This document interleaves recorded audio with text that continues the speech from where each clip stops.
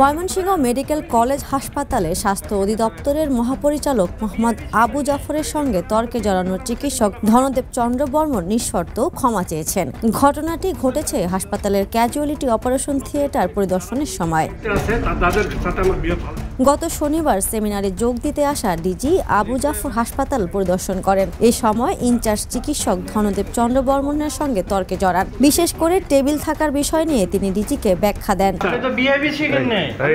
ঘটনার পর হাসপাতালে ধনদেব চন্দ্র বর্মনকে দায়িত্ব থেকে সাময়িক অব্যাহতি দেওয়া হয় এবং কারণ দর্শানোর নোটিশ পাঠানো হয়। রোববার সকাল 11টার দিকে তিনি নোটিশের জবাব হিসেবে হাসপাতাল পরিচালকের কাছে নিঃশর্ত ক্ষমা আবেদন জমা দেন।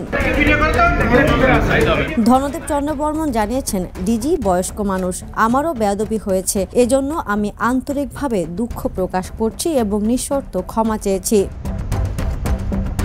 ময়মনসিংহ মেডিকেল কলেজ হাসপাতালের পরিচালক ব্রিগেডিয়ার জেনারেল মোহাম্মদ গোলাম ফেরদাউস জানিয়েছেন, চিকিৎসকের বিষয়ে চূড়ান্ত সিদ্ধান্ত ঊর্ধ্বতন কর্তৃপক্ষ গ্রহণ করবেন। হাসপাতালের পরিবেশ পুনরায় স্বাভাবিক হওয়ার দিকে যাচ্ছে। Desk report, the news.